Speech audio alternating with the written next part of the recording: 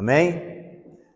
Quem tem Bíblia, esfolheia. Quem tem celular, acessa.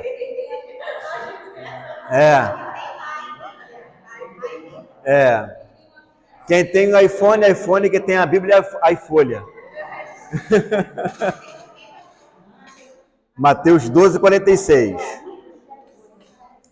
Diz assim, falava ainda Jesus ao povo, e eis que sua mãe e seus irmãos estavam do lado de fora, procurando falar-lhe. E alguém lhe disse, tua mãe e teus irmãos estão lá fora e querem falar-te. Porém, ele respondeu ao que lhe trouxeram o aviso. Quem é minha mãe? Quem são os meus irmãos? Já imaginou? Minha mãe chega ali fora e fala, ô Igor, quero falar com você. Quem é você? Se a sua mãe está lá fora, e quem é minha mãe, rapaz? Né? Por isso que às vezes o pessoal falava que ele estava meio fora de si, né? Aí diz, quem é minha mãe, quem são os meus irmãos? E ele estendendo a mão para os discípulos disse, eis a minha mãe e meus irmãos, porque qualquer que fizer a vontade do meu Pai Celeste, esse é meu irmão, irmã e mãe. O que ele está falando? Olha, qualquer um que faz a vontade do meu Pai, essa é a minha verdadeira família. Ele dizendo, eu tenho uma família que é superior ao da minha mãe, ao do meu padastro, né, e dos meus irmãos. A família que eu tenho de verdade, que eu me preocupo, e foi por causa deles que eu vim aqui na terra, são esses aqui, são vocês. Vocês são minha família. E o interessante é que quando a gente fala de família, nós temos que trazer um conceito realmente terreno. Porque quando a gente fala de pai terreno, a gente pega... aliás, quando a gente fala de Deus no céu, a gente pega um exemplo de um pai terreno. Deus, quando vai falar sobre o amor dele, ele vai comparar ao amor de uma mãe. Né?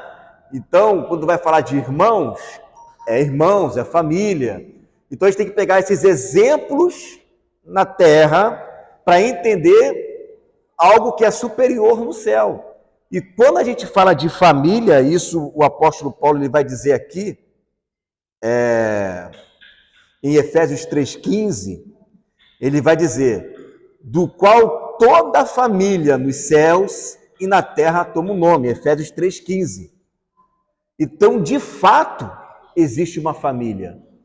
De fato, existe pessoas que são ligadas umas às outras, não é pelo sangue, não é pelo DNA, mas é pelo Espírito que foi derramado em nós, que nos torna irmãos de Jesus. Que isto é real. Nós acreditamos mesmo que nós somos irmãos. E essa família que está sendo formada é uma família que, quando nós olhamos para o princípio básico familiar, o que mantém a coluna de uma família? O amor. Sem amor não tem família. Sem amor não haveria nem casamento, né? Uma geração de filhos, uma construção. Tudo é baseado no amor. Então, quando Jesus ele vem para a terra, ele vem demonstrar como que é uma família de verdade. E como que essa família deve gerir dentro desse corpo. Hoje nós estamos vendo, estava conversando com uma irmã mais cedo, a respeito dos escândalos, né, que está acontecendo hoje na igreja. Quantos escândalos! Mas por que quando acontece escândalo e as pessoas falam assim, tá vendo, eu vou para a igreja por causa disso daí? Não, eu prefiro ficar em casa. Não, eu prefiro ficar no meu canto. Se é para ir para ficar ouvindo isso.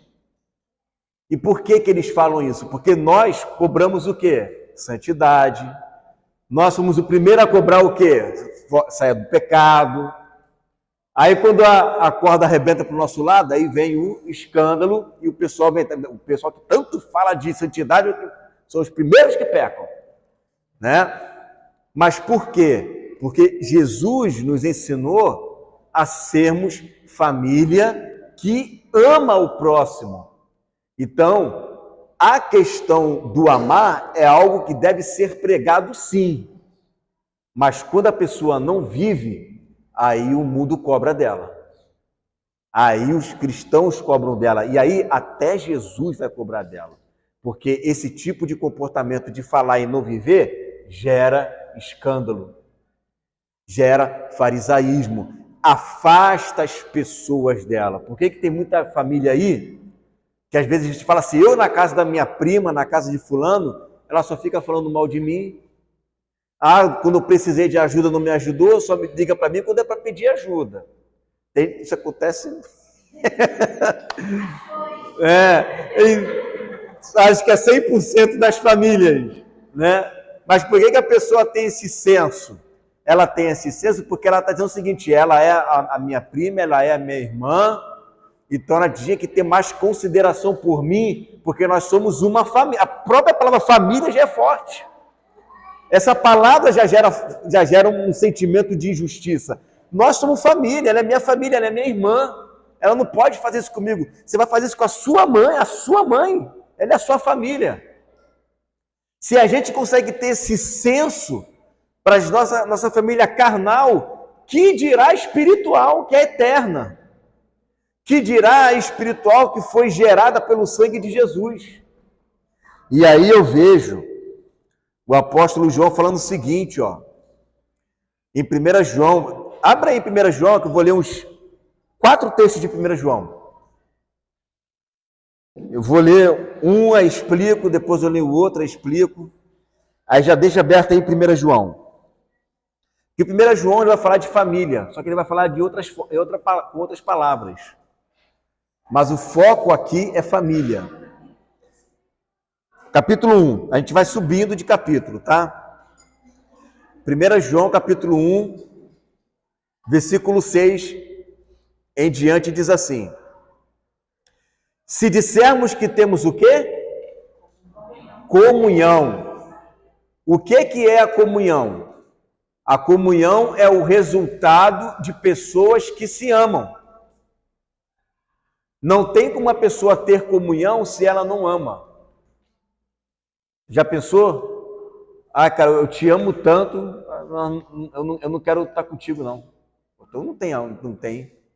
Porque aqui está dizendo, ó, se dissermos que temos comunhão com Ele, aí é com Deus, vai chegar na gente, tá? Comunhão com Ele, e andamos em trevas, mentimos e não praticamos a verdade.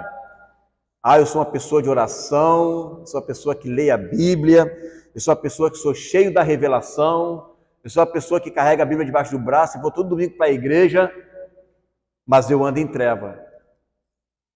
O que é andar em trevas?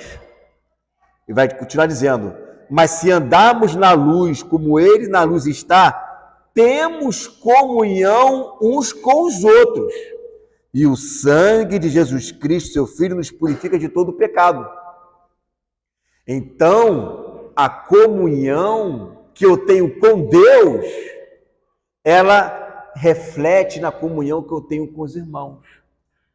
Quando eu falo que tenho comunhão só com Deus, mas não tenho com o outro irmão, eu estou em trevas. Porque é a comunhão com o irmão que reflete que eu estou na luz. A gente está aqui na luz. Eu não estou escondido. Eu não estou em casa. Eu estou aqui, aonde você me vê, aonde você me abraça, aonde você me toca, aonde você conhece os meus problemas, aonde eu conheço os seus problemas, aonde um ajuda o outro, aonde um afina, né, a sintonia da comunhão e da santidade um do outro. Porque quem anda na luz, ela tem prazer de estar em comunhão, porque isso é família.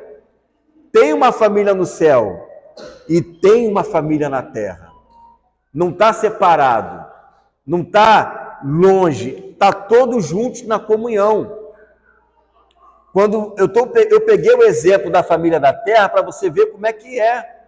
Como que pode um irmão não querer falar com outro irmão? Isso é família? Como que pode uma esposa não querer falar com o esposo? Isso é família? Não é. Agora, no corpo de Cristo está cheio de gente assim. Tem um monte de pessoas assim. E a Bíblia fala que quem anda assim está em Trevas. Porque a analogia da família é a mesma. E foi Jesus quem disse isso. Por isso que eu usei o texto de Jesus. A minha família não é minha mãe, não é meu pai, não. Minha mãe e meu pai são vocês. Os meus irmãos são vocês. Eu tenho uma mãe biológica, mas eu tenho muitas mães espirituais. Eu tenho uma irmã biológica, mas vocês são meus irmãos espirituais.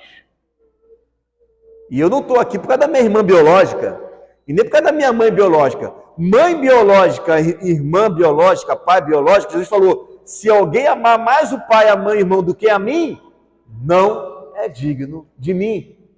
O que ele está dizendo? Ele está dizendo o seguinte, olha, mais importante do que a família terrena é a família espiritual. Ela é a mais importante. Porque no final de tudo, irmãos, o que vai permanecer é a família espiritual. No final de tudo, o que vai prevalecer é a família gerada em Deus. Aí olha o que ele vai falar aqui agora no segundo capítulo de 1 João. 1 João 2,11. Se você não fechou, né? Já achou. Mas aquele que odeia, olha a palavra, tá forte essa palavra, né? Aquele que odeia a seu irmão está em trevas e anda em trevas e não sabe para onde deva ir, porque as trevas lhe cegaram os olhos. Então a pessoa que odeia o outro, irmão, essa palavra odiar é aborrecer, sentir ódio, mágoa, rancor. Isso é muito sério, irmão. A gente não pode ter esse tipo de sentimento, esse tipo de mágoa, amargura, porque o contexto aqui, depois você lê com calma, o contexto vai falar de ódio e depois ele vai falar de Caim. Por que Caim matou Abel? Por capricho? Amarga inveja. Abel, ele não fez nada com Caim, mas Deus deu um testemunho de Abel. E aí, Caim ficou com inveja dele. Foi lá e matou. Olha o que a inveja faz com a pessoa, gente. Cegou Caim. Cegou ele. E o que fez? Vou matar meu irmão. Porque Abel recebeu um elogio. Olha isso. Abel recebeu um elogio porque Deus elogiou ele, não elogiou o irmão. E não elogiou ele, gerou inveja, amargura, rancor, ódio, assassinato. Para você ver aonde que chega a cegueira do homem. E Deus falou para Caim, olha, domina isso no teu coração, cara. Você pode dominar, freia esse sentimento. Mas ele falou, não vou frear nada não, vou fazer o que me der na telha. E ele fez. E aí João vai dizer, ele era do maligno. Olha as obras dele. E aí João está falando, olha, se você odeia o seu irmão, se você tem esse sentimento de amargura, você acha que está na luz, cara? Só porque você tem comunhão com 10, mas não tem com 5, você está nas trevas. Você está em trevas, porque o problema, irmãos, não é a pessoa, ela ter uma torcida organizada que o apoia. Se ela tiver em falta com uma pessoa, Jesus falou que nem a oferta dela Jesus recebe. Ele fala assim, se você tem alguma coisa contra aquela pessoa, vai lá, acerta com ela, depois você vem e oferta. Nem a tua oferta eu vou aceitar. Então não é porque você está bem com 200 mil pessoas, mas está em falta com uma, que o teu débito foi sanado. O teu débito está lá ainda. Irmãos, o reino de Deus é algo que nos chama a uma responsabilidade muito grande. E é por isso que a gente precisa viver em santidade. É por isso que a gente precisa viver em luz, em comunhão e amor. Porque só sente esse tipo de consciência que nos acusa disso quem ama. Por isso que Paulo fala aqui, o fim do mandamento é o amor de uma boa consciência. Ou seja, uma consciência Fala para você o tempo todo, olha, cara, você está errado. Olha, cara, muda. Ó, tá vendo aquela pessoa, se lembra dela, vai lá e pede perdão. Vai lá e perdoa, né? Mesmo você sabendo que é ele que está errado. Tem que estar livre, irmão. Enquanto está no caminho com essa pessoa. E aí ele vai falar aqui no capítulo 3 agora, ó, 1 João 3, 14 e 15. Nós sabemos que passamos da morte para a vida. Por que eu passei da morte para a vida? Ele vai dar o motivo aqui. Por que passou da morte para a vida? Porque nós o quê? Amamos os irmãos. Quem não ama seu irmão, permanece na morte. Qualquer que odeia o irmão é o quê? Homicida. E vós sabeis que nenhum homicida tem vida eterna permanecendo nele. Só vai para o lago de fogo e enxofre quem dá um tiro na cabeça de alguém. Se você odeia teu irmão, vai junto com ele também. Não está escrito isso? Ele poderia até espiritualizar, né? Não, é um homicida espiritual. Mas ele está dizendo, não tem nem vida eterna, está condenado. Ele não passou da morte para a vida, ele permanece na morte. Gente, o reino de Deus é muito sério. A gente não pode brincar de amar. Porque brincar de amar é religiosidade, é farisaísmo. Aí a gente critica os grandões que estão aí na mídia, que está cheio de escândalo, e a gente mesmo estamos cometendo os mesmos erros, só que em oculto. A diferença é que a gente não está na mídia. A diferença é que a gente não tem o holofote. A diferença é que a gente não tem um microfone, um púlpito, mas os pecados são os mesmos. Então a gente precisa pedir muito a Deus misericórdia e dizer, Senhor, eu preciso amar. Porque quando a gente se coloca na posição de servo, servo é quem obedece. Não é isso que Jesus falou? Por que me chamais Senhor, Senhor, se não faz aquilo que eu vos mando? Então eu preciso sim amar. Irmãos, amar, ele acaba com a ansiedade, ele mata a depressão, ele nos dá paz, ele tira de nós todo sentimento de culpa, porque agora você ama de graça as pessoas. Se você fosse me perguntar assim, o que eu tenho que fazer para ser feliz? Ame. Ame. A pessoa que ama ao Senhor, que ama a Deus e confia nele, ela não anda perturbada, ansiosa. Por quê? Porque ela descansa em Deus. Ela sabe que tem um Deus que cuida dela.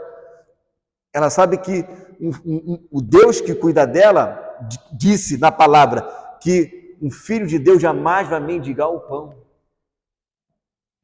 Então ela sabe em quem confia, porque ela ama.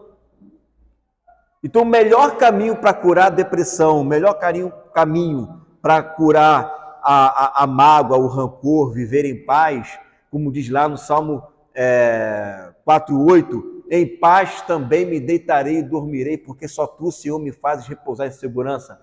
Como que eu consigo isso? Amando. É o que está lá no Salmo 119, versículo 97. Muita paz tem o que ama a sua palavra e não cai em tropeço. Não tem um outro caminho, não tem uma outra via para a pessoa ter um semblante de paz, senão amar. Olha para o semblante de alguém que odeia, meu irmão. Alguém que tem rancor. É uma pessoa que vive murmurando, vive reclamando, vive preocupada, vive pensando no outro. Isso é vida, irmãos. A pessoa vai morrendo aos poucos, nem percebe. Está com 30 e poucos anos com cara de 60. Um cara de 70 anos. Enquanto tem pessoas com 60, 70, você olha para o rosto dela, está um rostinho bonitinho, novinho. Por quê? Porque o amor traz saúde ao corpo. Né? Você. O amor traz saúde ao corpo, gente. O amor traz saúde. Às vezes tem pessoas que têm problema de coração, que acaba desencadeando numa ansiedade, pânico. Por que isso? Porque falta amor. Aí cria dores lombares nos músculos, nas costas, né? Novinho cheio de dor. Às vezes é biológico, mas às vezes não é espiritual. É porque falta amar. Falta a pessoa realmente deixar que o amor tome conta dela. Enquanto o amor não tomar conta dela, as dores vão tomar conta dela, a preocupação vai tomar conta dela. E ele vai falar aqui no capítulo 4 agora, no versículo 20. 1 João 4, 20. Olha aqui. Se alguém diz, eu amo a Deus, eu amo tanto o Senhor, né? E odeia o seu irmão, é mentiroso. Pois quem não ama ao irmão a qual viu, como pode amar a Deus a quem não viu? Como que pode? Não tem como, gente, é impossível. Não existe uma pessoa que diga que é cristã, que ama a Deus, se ela vive sem amar o próximo. Porque Deus está no próximo. Deus é o próximo. Como que eu posso dizer isso? Deus é o próximo. Lembra que Jesus falou lá em Mateus 25, quando vocês deram de comer, de beber, de vestir a um dos meus pequeninos irmãos, foi a mim que vocês fizeram. Foi a mim. Então, Deus está em você. Deus está em você. Quando eu te ajudo, eu estou ajudando ao Senhor. Porque Deus está em você, Deus está no próximo. Então não adianta eu dizer que eu amo a Deus, um ser invisível, se um ser visível eu estou negando o amor. Se um ser visível, eu estou odiando, eu estou evitando aquela pessoa. Aí você pode perguntar, mas vem cá, e se a pessoa não quiser ser amada? Se ela não quiser ser amada, se ela não quiser a sua presença aí, é ela que não quer, mas você quer. Você tentou, você buscou, você fez a sua parte. Agora, ora por ela.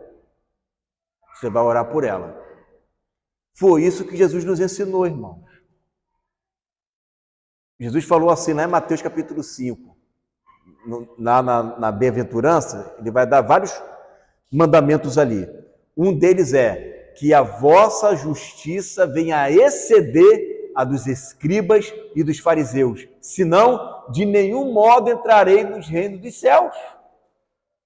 Como que a minha justiça vai exceder a dos escribas e dos fariseus, gente? A minha justiça, ela excede quando eu ultrapasso a letra.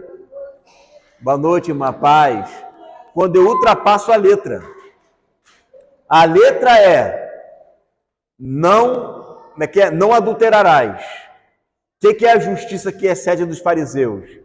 Eu, além de não adulterar, eu não cobiço. Ou seja, eu não apenas digo que perdoo, mas eu realmente perdoo, de fato, de verdade, de coração. Porque o perdão não é sentimento, irmãos. O perdão não é sentimento, não. Jesus usou várias parábolas e uma delas foi de um credor.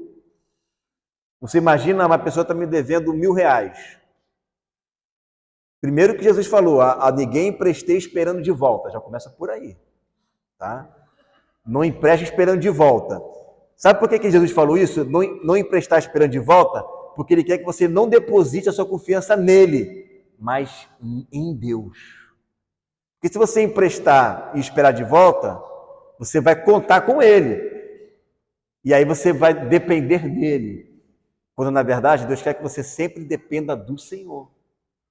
Então você empresta, se devolver, devolveu. Se não devolveu, quem te supre é o Senhor. Deus tem mais para te dar do que o diabo para tirar. Mas bem-aventurado é dar do que receber. Então espera em Deus. Ele é o teu provedor. Ele é o teu provedor.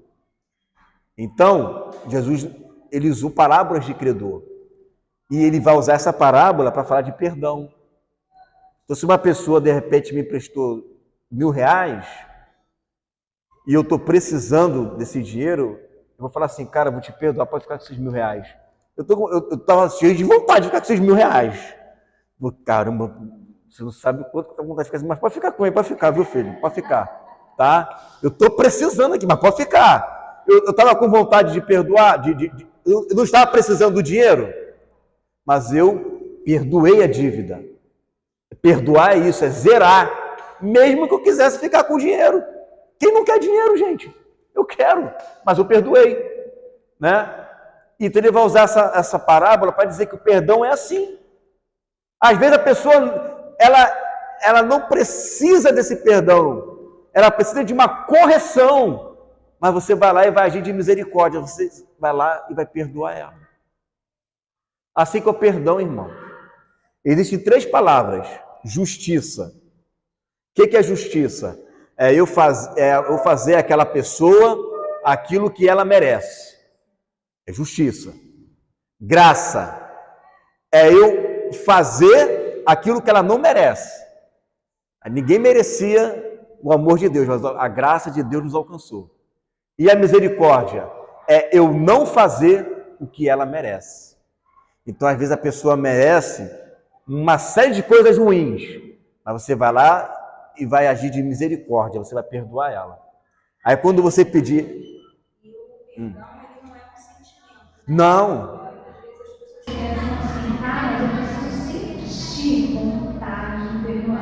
Só que perdão não é sentimento, perdão é decisão. Está longe de sentimento.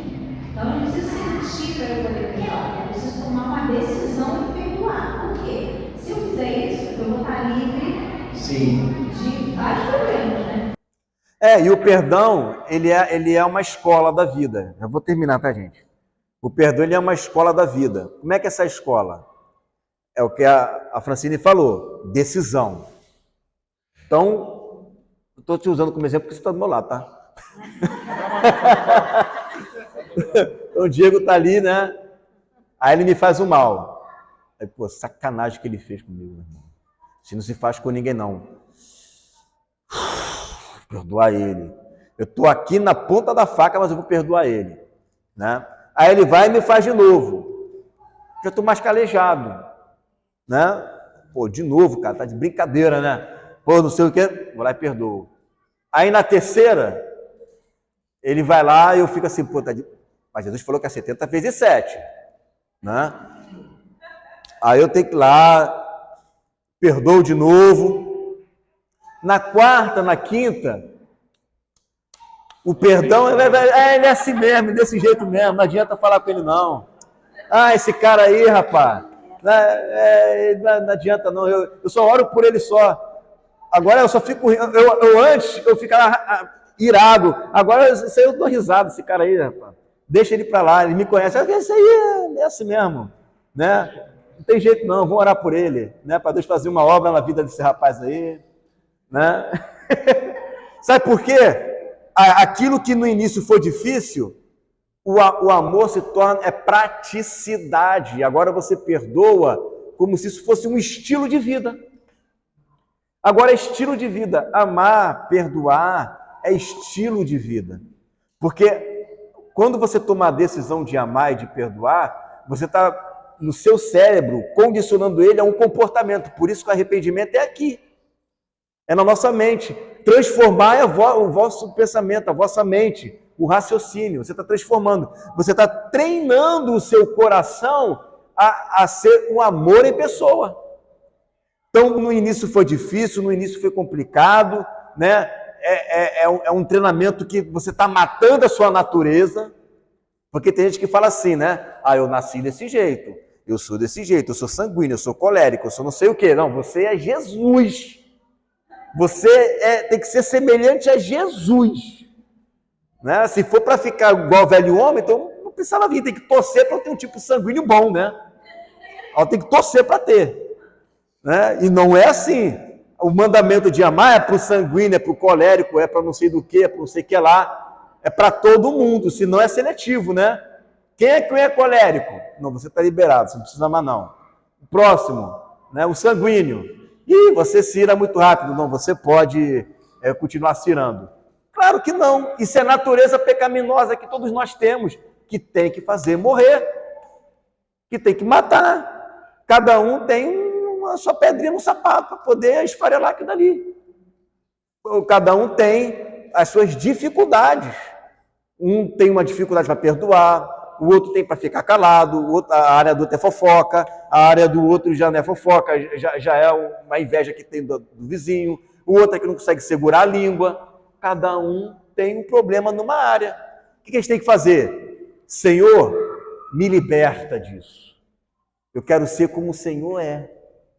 Porque se eu agir como o Senhor age, é o que está lá em 1 João 2,6. Aquele que se diz estar nele, deve andar como ele andou. Aí eu estou em Cristo, então ande como ele andou. E isso é o quê? Esforço. É a porta estreita. Bem-vindo à porta estreita. Essa aí é a porta estreita. É a porta do amor. E ninguém falou que ia ser fácil, não. Nem Jesus. É o tomar a força. Você quer o reino de Deus? Então toma força, meu irmão. Se esforça. Chore, mas obedeça. Aquela pessoa te fez o mal. Eu nunca esqueci essa experiência que eu tive. Uma vez eu tinha um rapaz, sabe, criança sempre tem aquele coleguinha que gosta de ficar implicando com você. E tinha um que toda vez que me via na rua, ele via querendo me bater. Só que eu era um velocista na época, então eu nunca conseguia me pegar. Porque quando ele pensava em correr, vamos para Paléguas, eu já tinha sumido o mapa. Não conseguia nunca me pegar. E aí um dia, eu estava jogando bola e tinha uma cerca, separando eu dele. Eu falei, vou chegar perto dele, ele não vai me bater mesmo. Se ele tentar pular a cerca, quando for ver, já estou lá no Alcântara. E já sumi do mapa. E aí ele falou assim, chega aqui que eu quero falar contigo. E aí, meu irmão, qual foi? Aí ele soltou um catarro na minha cara. Aí eu... Essa foi mais rápido que eu. Essa daí não tem por onde escapar. Fiz outra estratégia. Só que eu tinha acabado de ler um texto, se eu não me engano, até Provérbio 16, que fala assim, a palavra branda acalma o furor. Na hora veio esse texto na mente, eu falei, eu botei assim a mão, limpei, aquele catarro ali, aquela nojeira, e fiquei na minha olhando para baixo, lembrando do texto. Aí eu vi que ele saiu correndo, mas ele olhou para trás e viu que não tive nenhuma ação, que eu fiquei parado, Aí ele voltou, olha só, eu não falei nada. Ele voltou e falou assim, pô, Igor, me perdoa aí, cara, não sei o que na minha cabeça não, me desculpa, cara. Me perdoa mesmo, para valer. Ele passava anos tentando me bater. Não sei qual era a tara que ele tinha para querer me bater. Queria me bater desde muito tempo. Aí eu fui e falei, não, cara, tá perdoado, mano. Tá de boa. Zerou aqui. Aí ele não valeu. Desde esse dia, toda vez que ele me via, ele poderia estar lá do outro lado da rua. Fala, Igor, certinho, não sei o quê. Ele atravessava para vir me cumprimentar. Então, quer dizer, eu tive a prova de que se você praticar o que está escrito, Deus te honra. Deus vai te honrar. Não foi fácil perdoar alguém que te deu um cuspe na cara, mas fizeram isso com Jesus também. Fizeram isso com os apóstolos também. E Jesus falou, se me odiaram, vou odiar vocês também. Se alegrem. Fizeram isso com os profetas. Vocês acham que são melhores do que eu? Nenhum discípulo é superior ao seu mestre. E se me perseguiram, vão perseguir a vocês também. Então, quando ele fala isso, quando isso acontecer, regozijem-se, porque é grande o vosso galardão no céu. Então, a gente precisa entender que nós fomos chamados para sofrer por causa do Evangelho, para amar de verdade. Ou então entrega os pontos, E aí começou fazendo a eira e parou o trabalho. Mas aí está escrito, aquele que volta atrás, a minha alma não tem prazer nele. Está lá em Hebreus. Então a gente está num beco sem saída, sem saída. Começou, o que eu vou fazer? Voltar atrás? Não, vamos seguir. Vamos embora, Não tem o que fazer. Gente, não tem saída. A verdade é essa, começou, se olhar para trás é mulher de Ló. Não tem como voltar atrás. Ou é vencer, ou vencer. Né? Ou é amar, ou é amar. Não tem caminho, gente, não tem outro caminho. É por isso que Paulo disse, né? A ninguém deveis nada, senão amor. É isso aí. Eu agora sou um sacrifício vivo. Vivo não mais eu, mas Cristo vive em mim. Acabou, eu não tenho mais vida. Eu não tenho mais vida. Acabou. Quando a Bíblia fala para a gente carregar a nossa cruz, carregar a cruz não é uma palavra bonitinha, romantizada, platônica. Quando alguém carrega uma cruz, aquilo ali é sentença de morte. Quando a pessoa vai para a cruz, é porque ela vai morrer. Então você tem que morrer. Morre a tua natureza, morre o teu eu, os teus sentimentos. Me desculpa, mas Deus não está nem aí para a tua natureza. Ele quer que você morra mesmo e que Cristo viva em você. Vivo não mais eu, mas Cristo vive em mim. A vida que eu agora vivo na carne, eu vivo pela fé, pelo Filho de Deus, o qual me amou e se entregou a si mesmo por mim. Então não tem mais ego. Acabou o ego. Eu tenho que diminuir o ego e fazer que ele cresça em mim. É difícil? Mas não é impossível. Porque eu posso todas as coisas naquele que me fortalece. Eu posso. Né? Por que eu posso? Porque ele me garantiu que eu posso. Basta eu querer isso. Se eu quero isso, e se eu decido no meu coração viver isso, aí ele mesmo vem e me ajuda a vencer. E nós temos muitos testemunhos na Bíblia. Vide apóstolo Paulo, né? Pedro, um cara todo nervoso, né? Todo atrapalhado, né? Olha o homem de Deus que ele se tornou, né? O homem de Deus que o apóstolo Paulo se tornou, né? Então a gente tem muitos exemplos de pessoas, até que você conhece, até você mesmo, até nós mesmos, né? Se a gente for olhar quando nós éramos do mundo, quem nós éramos? Olha onde nós estamos agora. Então é continuar, né? É prosseguindo crescer no Senhor, para que a gente possa ser aprovado por Deus como filhos que amam como Ele nos amou. Amém? Acho que é isso.